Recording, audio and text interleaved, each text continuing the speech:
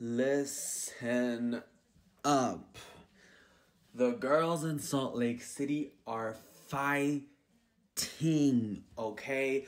Lisa Barlow hates Monica's guts, and you cannot convince me otherwise.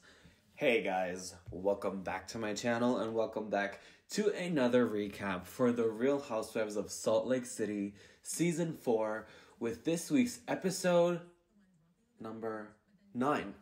We're already at number 9. Excuse me. So, before we get into the recap, let me just say, I like everyone on Salt Lake. They all equally get on my nerve from time to time, but Lisa really took it there. She pretty much took 50% of the annoyingness in this episode on her, shoulder, and she really is bothered by Monica. And if she says she's bored with her, why are you starting up snarky conversations? Why are you, quote unquote, poking the bear, not calling Monica a bear at all? And why are you so pressed that Monica and Angie are making up? Why? Why do you feel threatened by both of them moving forward, by a seed that was planted by, obviously, Whitney to stir a little bit of a pot, just a little teensy tiny bit? How are you so bothered? But anyways, let's get right into this recap. So we start off the episode with Angie and Monica going to this very cute pink strawberry dream palace place where they serve the most beautiful and delicious looking cakes. They're having a sit down conversation.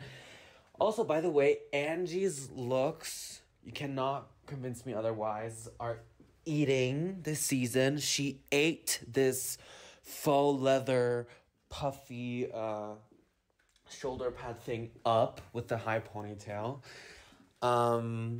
She's having a sit-down conversation with Monica. She's even brought a book that she is wanting to gift her that Monica, I guess, can read to her kids.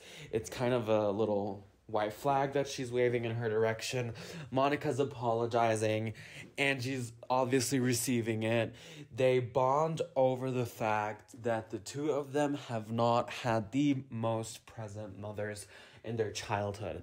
We come to find out that Angie's mother actually, before she passed, had struggles with alcohol, and that really, made things a little tricky, and thank God for her father that was stable. Every time Angie opens up about her family, I just feel like it's... You can see right into her feelings, like...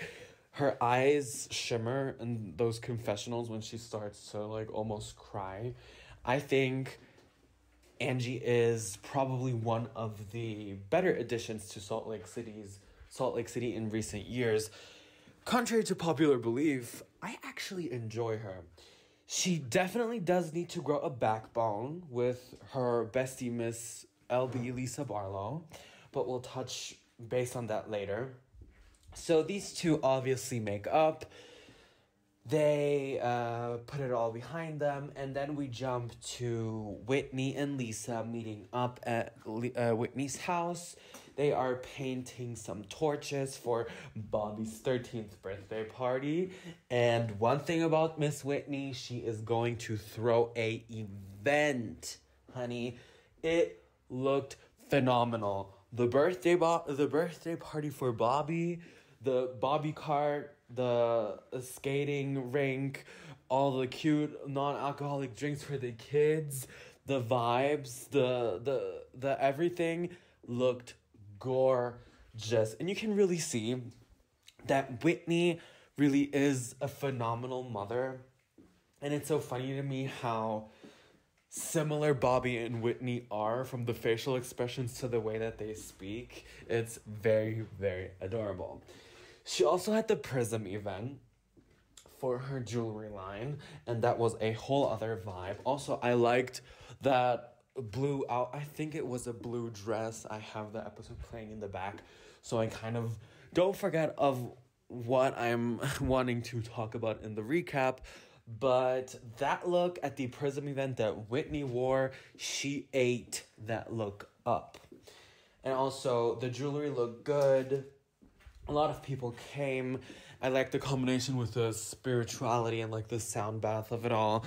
We all know how that went with Lisa Barlow and Monica Garcia screaming at the top of their lungs to each other, but we'll definitely talk about that at the end of this recap. We have Whitney and Lisa, talking once again about Monica and her situation. That Monica is in an abusive situation with her mother, and Lisa's like, well, you can be abused and still be abusive, which is definitely true. I try to keep my recaps as non-biased as I can be. Obviously, I'm only human, and everything is my personal opinion, so for Lisa to say that, I guess it's true. You can be abusive, but still be abused. But to not know further details of complex situations, especially the relationship between an individual and their parent or their parents, is kind of crazy to me. Like, it's obviously a bubble that she's living in, that all parents can pretty much do no harm, kinda. Those were the vibes that I got from this conversation. Whitney also was like, well, I kind of have to go off of her word. She is in an abusive relationship, so on and so forth. And this topic comes up several times in the episode. So Heather and Meredith meet up for a little lunch. Heather discusses how, Lisa is not a typical Mormon. She is discussing how she's kind of a East Coast type of Mormon with very loose rules that actually go against I think it's called the doctrine. I am not really good on that whole thing with Mormons. I am not religious at all, so forgive me if I misspeak or I am not clear on details. But they also, kind of talk about Jack's mission and how she feels it's going to be a little hard for him to preach about this book when he's been raised in such a different way, And then we actually jump to everybody getting ready for Bobby's birthday party. Bobby's sharing glam with her mom, which was so cute. You can just feel the whole team was truly enamored by her. She's just such a fun, adorable kid. And Heather is calling up Miss Angie K to see what she's doing, how she's looking. And she gets to find out that a day before, Miss Lisa Barlow actually had a little get-together where she had this mission call brunch for her son Jack that's going to Columbia. And that makes Heather definitely feel a type of way. You can't deny that the girls in the beginning were definitely striving for Miss Lisa Barlow's friendship, and Heather has some history with her, so it's sad to see how affected this makes Heather, but it's honestly not that big of a deal because I don't think you have to beg for anyone's friendship. So Heather, if you're listening to this, you're so fine on your own without Lisa's support. But looking at today's events of, recent pictures of BravoCon, it looks as if Heather and Lisa actually grew to be kind of closer than the last seasons. So everybody's showing up to the party for Bobby. There are so many guests, so many presents, so many cute lights. Everybody's skating around, having fun. And From having fun, we go to quickly having some shade thrown around from Lisa and Monica. They get into it because Angie and Lisa are skating around without actually saying hello to Heather and Monica. So that makes them feel a little bit, kind of dismissed. So when they do come around, they pretty much get into it immediately. And Lisa is, voicing her concerns about this whole Monica and Linda thing, her mom. And she's like, well, Whitney told us that you pretty much had doubts about this all. And I love how Lisa and Whitney kind of throw each other under the bus halfway, stir things up, get into conflicts, but never kind of fall out with each other since season 3. It's crazy. The alliance, the chokehold they have on each other is honestly insane. So Meredith pretty much dips as soon as Angie rolls around and joins into the conversation with Heather, Lisa, and Monica. So that gets a little uncomfortable really quickly, but honestly not too bad because all of them are trying to have composure because obviously they are at a 13-year-old's birthday party. So it'd be a shame if actually they will act like a fool. But anyways, from the 13th birthday party thing, we even learned that her mother, in the last episode, the scene was cut out, was eventually even talking to a plant and disregarding Monica, which I think is just so... like, girl, you're so embarrassing. You're doing so much for the cameras to your own daughter. We then have Jack rolling over to Heather and Lisa while they, kind of try to hash some things out. It looks lightweight. The conversation is honestly pretty good. Jack is breaking the news to Heather that he's going to serve in Colombia for 2 years. She congratulates him and all. And then we jump from the party to Whitney's Prism event. Whitney has put together the most beautiful, stunning, cute jewelry line drop collection event, whatever you might want to call it, that Utah has probably seen. I didn't really think of Whitney to have that much budget with her business partners. I always thought that would be kind of like an Instagram thing. But she definitely pulled through and proved herself to be a party planner. Whilst everybody's getting ready for that, Heather is actually prepping her daughter, Georgia, for prom. She breaks to the viewers that Georgia is in her first, quote-unquote normal teen relationship with a boy that emigrated from Bosnia to Utah. He's Muslim, and she is non-Mormon anymore, and she's just super thankful that she gets to experience a relationship without the shame culture of it all. So I like that aspect. And also, can we talk about Heather's home? It looks insane. That view from the front, it kind of almost looks like a little church, but in bougie and glamorous and very Hollywood vibes, and very gigantic as well.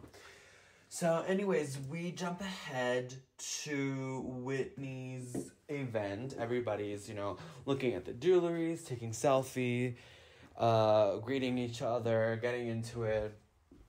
Meredith is weirdly missing, so I don't know what's up with that.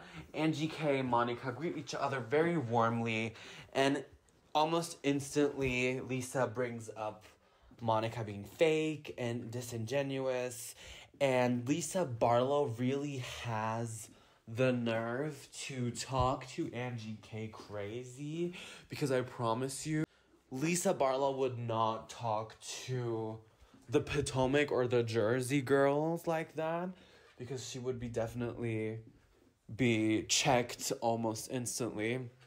So Lisa removes herself from Angie. She sits down. She wants to gossip with Whitney. Whitney's like, whatever, I need to have a speech. Lisa's all hot and bothered. I feel like Lisa needs to have some sort of alliance with everybody, some sort of companionship with someone to feel as if she is popular, maybe. I really tried to understand her logic in this episode and why she was triggered by Monica, and I just really couldn't. I had no idea, because they were bickering all the time. Whitney was talking through and through the announcement, the sound bath, the aftermath, and they were bickering the whole time. I was like, girls, you are being so disrespectful. Can you just shut up for 1 second? And yes, Lisa instigated pretty much 65% of this conversation. But Miss Monica, why didn't you just take the high road and actually show the viewers that you as a newbie understand the game? And why didn't you take all the power in that conversation by shutting up and making everybody see, well, damn, she is showing her dust. I would have loved to see that. Just a tip, personally, from me. Miss poor Angie K is so uncomfortable right now. She's trying to mediate the situation. She gets screamed at by Lisa almost for everything. She's like, don't touch me. Don't you touch me, Angie. I don't feel like you're being honest with me. It's not matching the conversation. And after, they scream at each other, Angie's talking to Monica. Monica's like, well, that was crazy, and I'm sorry. And Monica actually sticks up for Angie, because Angie wants to interject into the conversation to tone everything down a bit. And Lisa's like, don't speak on this. Please take yourself out of this for a second, Ange.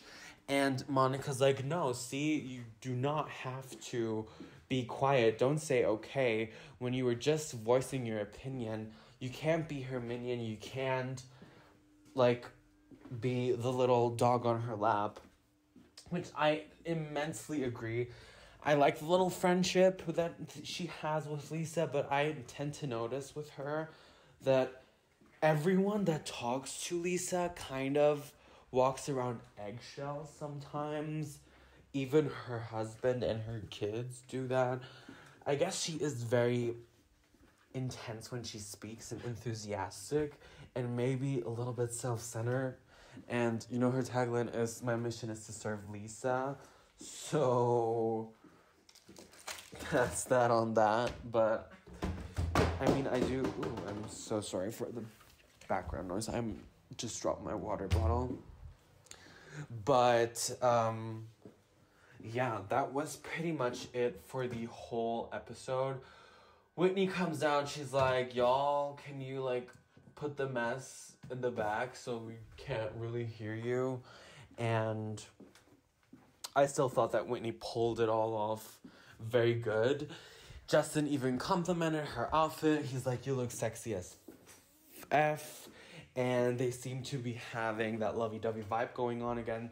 And as I said in my last recap, it definitely looks as if these two are patching things up. So I'm very hopeful for them in the future. I'm not worried at all that they are going to be filing for divorce like I thought in the beginning when I started to review the season. So, yeah. Next episode, we have a preview for a conflict between Miss Mary and Heather, telling Heather that she looks inbred. Truthfully, I was like, if you don't shut up, Miss Mary Cosby, you are too much. We also see Monica's mom, Linda, pulling up with her Range Rover to Monica's home. Monica's like, lock yourself away. I will deal with this. And Angie and Monica seem to be getting into it again. But I think that the situation has heavily diffused since episode 3 and all that mess that has gone on when they were in Palm Springs. So who knows, maybe they'll patch things up, maybe not. But I wanted to mention how in BravoCon this last week, Monica was all alone. And I thought to myself, that's weird. And then today the news came out that actually Beauty Lab and Laser and Monica are suing each other for missed payments and botched liquid nose job and botched lip filler. A whole mess. They're definitely both getting signed for season 5, but I have to make a little deep dive, research a little bit, and I'll actually upload a video on this topic. I know I'm a bit late on my Beverly Hills and Miami recaps. That's because I have had some complications with my Wi-Fi, but now everything's good. But don't forget, I also have a normal job to go after, so I'll be as quickly as I possibly can be with the other recaps. But anyways, you guys, I thought this episode was great. I was entertained from start to finish. Monica and Lisa definitely carried, even though Lisa really did get on my nerves quite a bit. But yeah, tell me what you guys thought about this episode in the comments down below. Hit the notification bell to never miss out on any future content from me. Like and subscribe, and I'll definitely see you guys in my next video. Thank you so much for watching. Bye.